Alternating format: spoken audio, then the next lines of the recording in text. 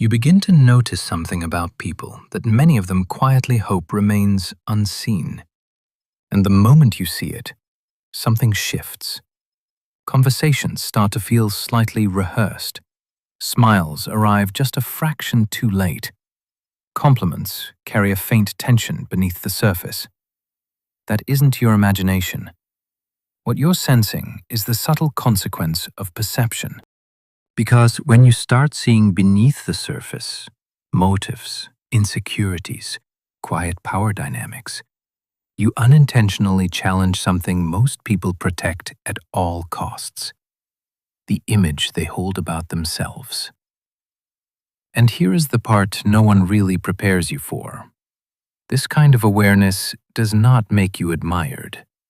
It can make you feel unsettling to others. Not because you confront or attack anyone, but because your presence can quietly reflect things others are not ready to face. Contradictions, envy, vulnerability. People can sense that reflection even when you say nothing at all.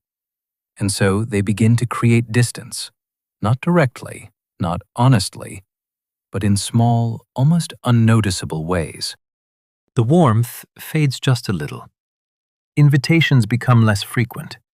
The space you once occupied seems to shrink, and you start to feel something difficult to explain, like a quiet resistance forming around you.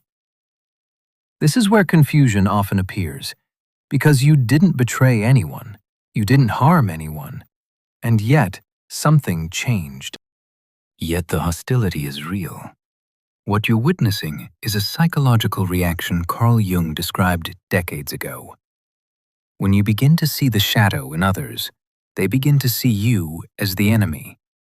And the deeper your awareness becomes, the more people will secretly begin to hate you for it. Most people believe hatred begins with conflict, an argument, a betrayal, some obvious offense. But psychological reality is colder than that. Long before a person openly dislikes you, their mind has already made a silent judgment. And that judgment rarely comes from anything you consciously did. This is the territory Carl Jung spent much of his life studying. Not the polite surface of human behavior, but the darker machinery underneath it. Jung observed that every human being carries something he called the shadow. The shadow is not simply evil. It is everything a person refuses to admit about themselves. Their envy, their insecurity, their hidden aggression, their hunger for power, their quiet sense of inferiority. Most people spend their entire lives protecting themselves from seeing this part of their psyche. So when someone appears who unintentionally reflects it back to them, the mind reacts in a very specific way. It projects. Instead of confronting their own shadow, people unconsciously place it onto the person who revealed it. Resentment begins forming long before logic can interfere. They feel judged even when you never judged them. They feel exposed even when you said nothing. And the strange part is this: they often cannot explain why they suddenly feel uncomfortable around you, because the hostility was never rational to begin with. It was psychological. And once projection begins, something subtle happens in your social world. People stop responding to who you actually are. They start reacting to what your presence awakens inside them. This is the quiet beginning of a dynamic most people never fully understand. Why someone can appear calm, respectful, even friendly, while secretly beginning to hate you at the same time. You probably believe something simple about the people around you. You think if someone dislikes you, you'll see it. You expect open conflict, cold words, clear rejection. But the reality is far more unsettling. Most hatred never announces itself. It hides. It smiles during conversations. It laughs at your jokes. It agrees with you in public. and then quietly begins working against you the moment you leave the room. You think people respond to what you say. In reality, they respond to what your presence makes them feel about themselves. That difference changes everything, because you can behave politely, stay respectful, avoid confrontation, and still trigger resentment in people who cannot tolerate the reflection you create. Your awareness becomes friction. Your calm becomes intimidation. Your refusal to play certain social games begins to feel like silent judgment to those who depend on them. You think you are simply being observant, but inside other people's minds, something very different is happening. They feel evaluated, exposed, reduced, and the human psyche reacts to that exposure in a predictable way. It defends itself, not with honesty, with hostility disguised as normal behavior. This is why you often sense a strange tension around certain people, but can't fully explain it. Nothing obvious happened, no argument, no direct insult. Yet the distance slowly grows because what you are witnessing is not ordinary dislike. It is unconscious resentment. And once this process begins, the person involved rarely understands why they started turning against you. They only know one thing. Something about you makes them uncomfortable. And discomfort, when left unconscious long enough, quietly transforms into hate. 1. You trigger their shadow. Most people believe hatred comes from what you do. In reality, it often comes from what you expose. Their presence becomes a mirror. You speak calmly about discipline, and someone who secretly hates their own lack of discipline begins to feel irritated. You remain emotionally controlled, and someone who constantly loses control begins feeling strangely defensive. You didn't attack them, but the comparison happened automatically. So the mind performs a psychological maneuver Jung called projection. Instead of recognizing their own insecurity, they push that discomfort outward and attach it to you. Now the narrative changes. You begin to notice that people start labeling you arrogant, cold, judgmental. But those accusations are rarely about who you truly are. More often, they are reflections of something unresolved within them, a shadow searching for somewhere to hide, and this is where the tension begins. Once someone unconsciously projects their inner conflict onto you, every interaction becomes subtly distorted. They are no longer responding to your actual behavior, but to what your presence awakens inside them. From there, a quiet form of resentment can start to grow. It intensifies because, without trying, you begin to reflect what they feel they lack. People rarely direct negativity toward someone weaker than themselves. It tends to flow toward those who represent a version of themselves they believe they should have become. You might assume your discipline or growth would inspire others, but more often, it triggers comparison. When someone sees you acting with focus, building something meaningful, or maintaining composure under pressure, a question forms beneath the surface. Why can't I do that? If that question becomes too uncomfortable, the mind looks for another way to resolve the tension. Instead of confronting the gap, it lowers the value of the person creating the comparison. Your discipline becomes obsession. Your ambition becomes ego. Your independence becomes arrogance. In doing so, they protect their self-image. Because if there is something wrong with you, then they no longer have to face what they have avoided within themselves. This is why people who begin to genuinely change their lives often encounter a strange and unexpected shift in how others respond to them. The moment they begin evolving, certain relationships quietly grow colder. Friends who once felt comfortable around you start becoming distant, not because you betrayed them, but because your growth disrupts the psychological balance they relied on. You are no longer part of the same story, and that shift creates pressure. Pressure that many people resolve in the simplest way possible by quietly resenting you. But the next mechanism is even more destabilizing because it threatens something deeper than comparison. 3. You don't need them. Dependency is one of the invisible currencies of social relationships. Many relationships do not last because of genuine respect, but because of subtle psychological leverage.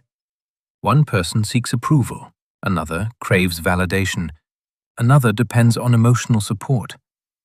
These quiet dependencies create a sense of stability. But when someone becomes psychologically independent, something shifts. The leverage disappears. You stop needing constant validation. You stop explaining yourself to everyone. You stop chasing approval in conversations that once shaped your behavior. From your perspective, this feels like growth, but from someone else's perspective, it can feel like a loss of influence. People who once held a certain importance in your life may suddenly feel less necessary. And instead of recognizing that honestly, the mind reframes the situation. You've changed. You think you're better. You've become distant. But the real issue is rarely distance. It's control. When someone can no longer influence you emotionally, their role in your inner world naturally becomes smaller. And for some, that shift feels like rejection. So resentment begins to form, quietly, almost invisibly. Because independence does something unsettling in social dynamics. It dissolves the invisible hierarchy that many people unconsciously depend on. And that discomfort often becomes the reason people begin to turn against you, even if they never say it out loud. 4. You see through them. Most social interactions operate on an unspoken agreement. People perform certain roles: confident, friendly, successful, generous. These roles are not always lies, but they are rarely complete truths. Underneath the performance, everyone carries motives they would rather keep hidden: status seeking, insecurity, manipulation, fear of losing control. Most people survive socially because those motives remain unseen. But some individuals develop a sharp ability to recognize patterns. You notice inconsistencies, a compliment that hides envy, kindness that appears only when something is needed, authority that relies on intimidation rather than competence. Once you start recognizing these patterns, something subtle changes in your behavior. You stop reacting the way manipulators expect. You don't chase approval. You don't respond to emotional pressure. You don't reward subtle power games. And manipulators feel that immediately, even if you say nothing, because manipulation depends on predictable reactions. When those reactions disappear, the manipulator experiences something dangerous: loss of control. So their attitude shifts, the friendliness becomes guarded. The tone becomes slightly colder, and beneath that shift lies a simple truth. People are comfortable around those they can influence. They become hostile toward those who can see through them. And this tension grows stronger when you stop participating in the role society quietly demands. 5. You refuse to play social roles. Carl Jung believes society runs on something called the persona. The persona is the mask people wear to function in social life. The agreeable coworker, the supportive friend, the harmless acquaintance who never disrupts the emotional balance of the group.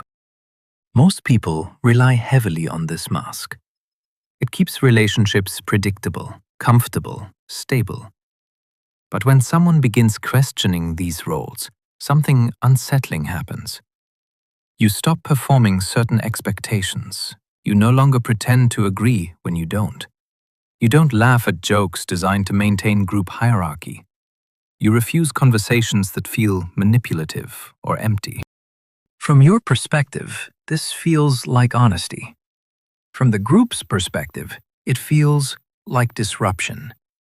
Because social groups operate on silent contracts, everyone plays their part. Everyone protects the illusion. The moment someone steps outside that structure, the system becomes unstable. And unstable systems react aggressively toward the person who disrupted them. You become difficult, intense, hard to deal with, not because you attacked anyone, but because you stopped cooperating with the psychological theater that keeps everyone comfortable. And that refusal pushes many people into defensive hostility. But the next reason cuts even deeper because it exposes something people benefited from for years. 6. You set boundaries. For a long time, you may have been easy to deal with, always available, always accommodating, always willing to tolerate behavior that quietly drained your energy. People rarely complain about someone with weak boundaries, because weak boundaries make life easier for everyone else. You listen longer than you should. You forgive things you shouldn't. You absorb emotional weight that was never yours to carry. But eventually, something changes. You begin noticing patterns. You recognize who only appears when they need something. You notice who disappears when the roles reverse. And slowly, you begin adjusting your behavior. You say no. You step back. You stop giving unlimited access to your time and attention. From your perspective, this feels like self-respect. From another person's perspective, it feels like something has been taken away because the benefits they quietly received from your lack of boundaries suddenly disappear. They can no longer vent endlessly. They can no longer rely on your constant emotional availability.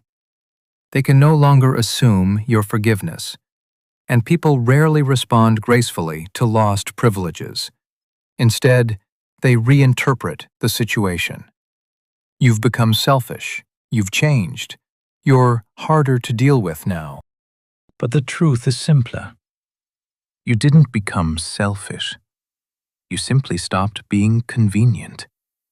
And that shift often transforms silent comfort into silent resentment, especially when it reveals the final reason people begin turning against you. 7. You're changing, and they're not.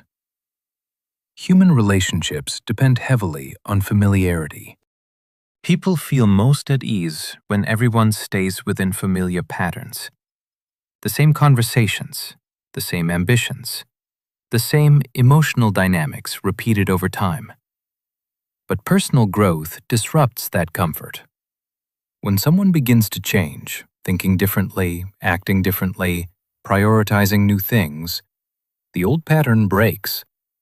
And when patterns break, distance naturally follows. At first, others may try to pull you back. They joke about your changes. They remind you of who you used to be. They apply subtle pressure for you to return to the version of yourself they understand. But if your growth continues, something deeper shifts. The gap becomes permanent. Conversations feel different. Priorities no longer align. Your tolerance for certain behaviors fades. And the person witnessing this transformation begins to feel something uncomfortable. They are faced with a quiet question. Why am I still the same? If they cannot answer that honestly, the mind looks for protection.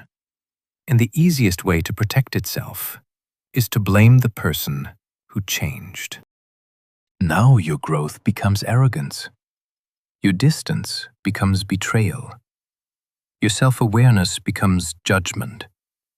Because it is easier to resent the evolving person than to confront the stagnation within themselves. And this is the quiet pattern most people never recognize. Hatred rarely begins with conflict. It begins with reflection. And once someone feels reflected in a way they cannot tolerate, the relationship quietly begins to fracture. This is the point where many connections never recover. The psychological core. What is actually happening? Most people assume hatred begins with personality clashes, but Carl Jung understood something far more disturbing about the human psyche.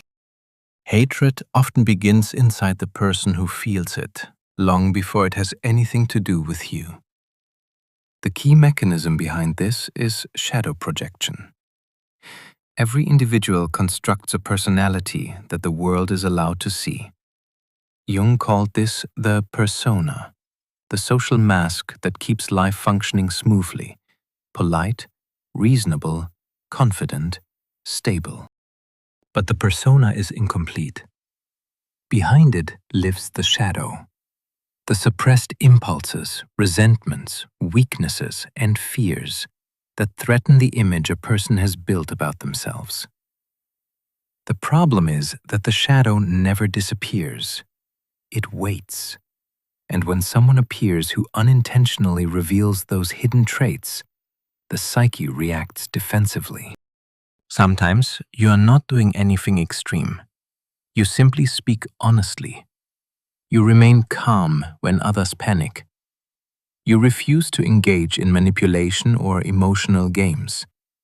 But those choices create something unexpectedly threatening. They introduce contrast, and contrast reveals the mask someone else is wearing. In that moment, what was hidden becomes harder to ignore. And that is often where unconscious resentment begins to form. The mind does not easily accept uncomfortable truths about itself.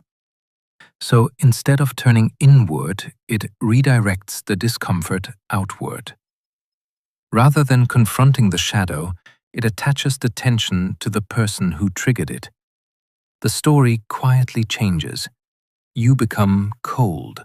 You become arrogant. You become difficult. These accusations are rarely intentional lies. They are defense mechanisms. The person may genuinely believe you are the problem, because accepting the alternative would require facing parts of themselves they have spent years avoiding. Carl Jung believed that confronting this shadow is essential for individuation, the process of becoming psychologically whole. But individuation is rare. Most people choose a safer path. They protect their persona.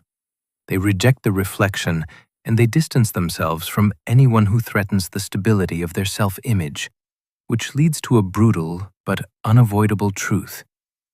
People don't hate you because you harmed them. They hate you because your presence quietly disrupts the story they tell themselves about who they are.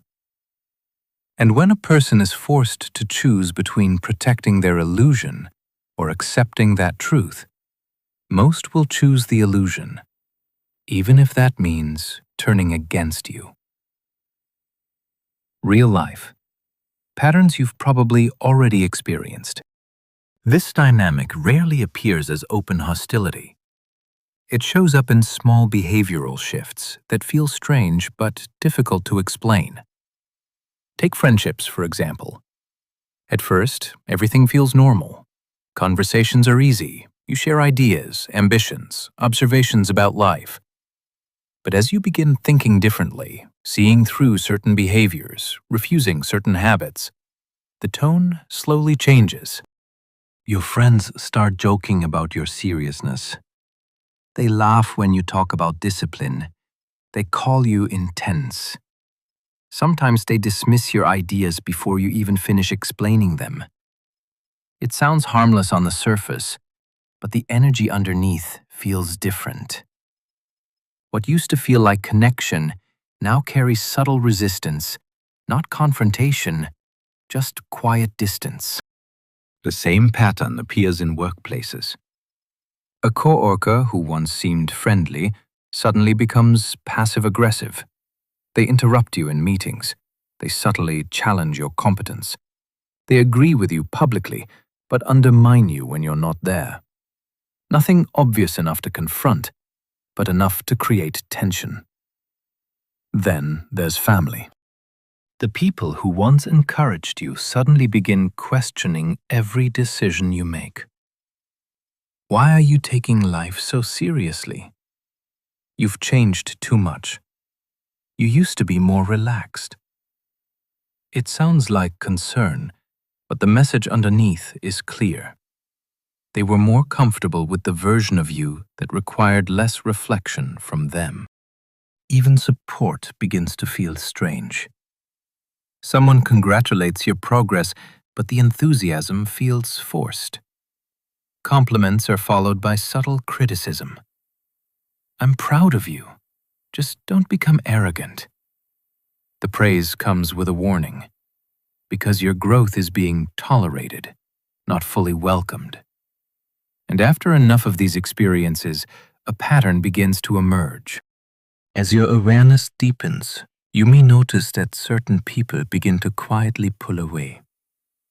Not because you've harmed them, but because your presence has become a kind of mirror, one they no longer feel comfortable facing. At first, this shift is confusing. You replay conversations in your mind, wondering what you did wrong, questioning whether you unintentionally pushed people away. But over time, a different realization begins to take shape. The tension didn't start when you failed. It started when you changed, when you became harder to influence, when you stopped seeking approval, when you began noticing dynamics others would rather keep hidden. And in that moment, everything reframes. The resentment you encounter is not random. It is a form of feedback, not about your actions, but about the pressure your presence creates. People rarely feel threatened by someone who is easy to control. The discomfort tends to arise around the person who quietly refuses to follow the unspoken rules everyone else is still living by. The person who doesn't seek constant validation. The person who notices patterns others pretend not to see. The person who cannot easily be pulled back into old roles. This is why awareness becomes a form of protection. Once you understand what is happening, the confusion disappears. You stop expecting universal approval. You stop interpreting every negative reaction as a personal failure. Instead, you begin recognizing a deeper pattern. Some people move closer to you because they value truth. Others move away because your presence destabilizes the stories they rely on. And this is the shift most people never reach. The moment when rejection stops feeling like loss and starts revealing exactly who was never aligned with you in the first place. Final insight. At some point, the pattern becomes impossible to ignore. The more clearly you see people, the more complicated your relationships become. Not because you became hostile, not because you withdrew from the world, but because awareness changes how you move through it. You stop laughing at things that aren't funny. You stop pretending certain behaviors are normal. You stop participating in dynamics built on manipulation, insecurity, and quiet competition. And once that shift happens, something else follows. You become harder to place inside other people's expectations. You don't react the way they predict. You don't seek approval the way you once did. That unpredictability makes many people uncomfortable because approval creates control. And the moment you stop needing it, that control disappears. So some people will distance themselves. Some will quietly resent you.